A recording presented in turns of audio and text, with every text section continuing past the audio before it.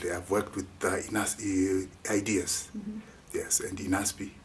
I was actually groomed by 3 workshops in Nairobi, where I learned a lot. Even the way we do our capacity building, the way we train, it has changed considerably, because it used to be a one-way traffic. Now we are doing participatory training now.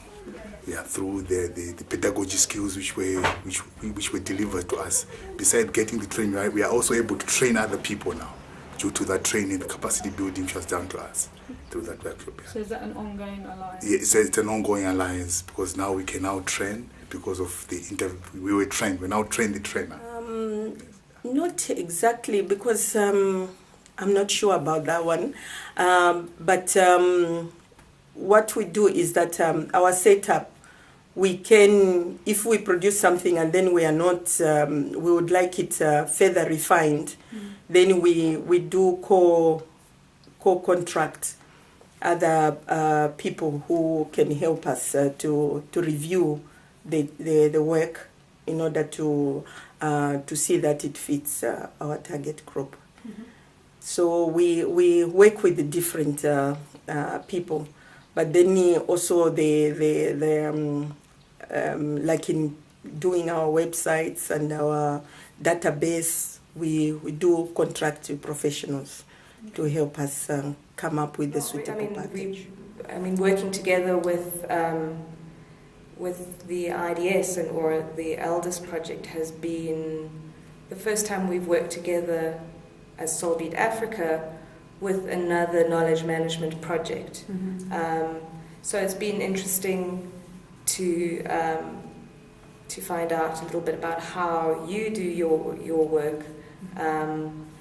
We're still in the process of reflecting on those those lessons. I know that there's a lot that you've done around online networking, and we've been sharing content, information around that and lessons learned around that. But we're hoping to learn a lot more around how Elders does their sort of their processes. Yeah. So how have you been sharing that learning at the moment? There's been official channels. So I've been working with Jason Kalodi a little bit, and we've sort of had the odd conversation and emails that have been going backwards and forwards, but there's no formal process. And we've been doing write-ups on our processes as well. So, how do we do our marketing, or how do we do our outreach? Over the last 2 years, that's when we started working with MK4D.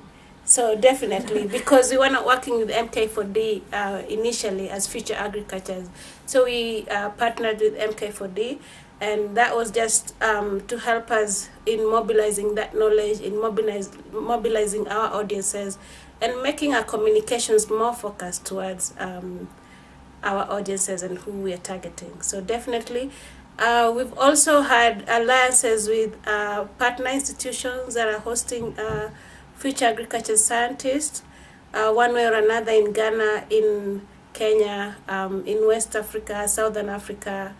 Yeah, so absolutely we have made... Yes, we've done that. An example is we've been publishing a journal that focuses on climate change adaptation in collaboration with IDS. We are working at the moment with the Ministry of Environment also to develop a knowledge management portal on where you can find practitioners, information and news on climate change. How IDS will see itself as a knowledge intermediary or not, but I see it that way. Yesterday I showed the video products that we have been making with IDS to produce some knowledge on processes and how to do things and all of that. So in that light, yes, I think that IDS is one key partner who have supported us and partnered us to be able to produce some video materials that are educative that we can use to educate the general populace. And, yeah. We have also partnered with another organization in Ghana called the Ghana Information Network for Knowledge Sharing.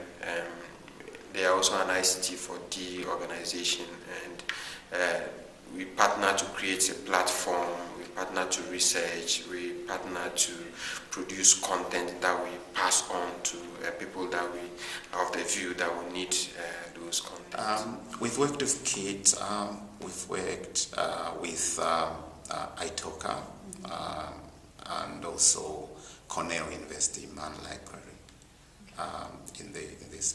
And other than that, also we've worked with individual institutions, for example, Forum for Social Development.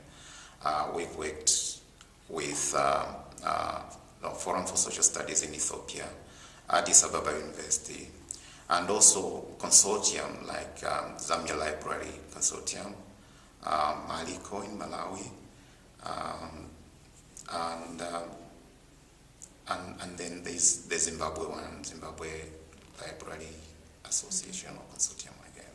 So these networks are already there. I think the next stage is just to see where we can really deepen the relationship so that we can come up with something much sensible. Yes, more in the role as a co-producer. For another organization, we are collecting information and putting it on the website of partners. So that's a co-production.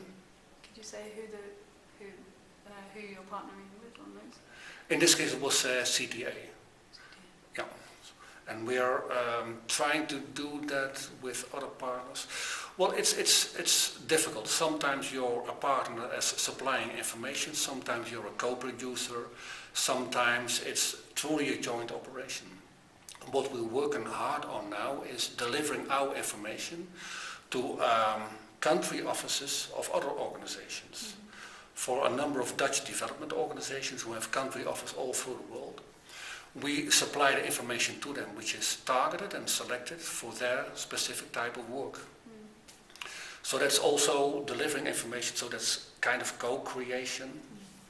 In that sense, we do that all the time. Yeah. And we are realizing that collaboration in this world with the new technologies and the globalization of information too, collaboration is needed more than ever. We have started something, I think, with IDS last year. We had a workshop in Uganda where it was more technical about open APIs and how we can use them in our work. And iNetwork was very interested and started a relationship with IDS on that. And the idea was to get a plugin from the ELDIS website that would bring in content that's specific health and education onto the iNetwork website, so that that group of people that we're targeting that is looking for education and health issues, even in a broader perspective without the ICT tools incorporated, would be able to find that information, because we struggle with getting information. I know it's centralizing is out of fashion, but sometimes we need to centralize this information because we don't know where to find it. You won't find it on the Ministry of Education website or somebody doing education. It's scattered everywhere. So we try to pull this together, and that plugin is helping us collect some of that education. So that has now been set up? That has been set up, although it's not filtering well. It's bringing in everything, so we need to work on the filtering so that we can focus. We're interested in health and education. Well, alliances we've made, improved of work is under debate now, because we're looking into our monitoring and evaluation system. So from my perspective, yes, I think it has improved our work. Even enriching both experiences has worked for both of us. But to be able to put that on document, or at least understand or measure the impact of that, it takes more or a longer term to measure.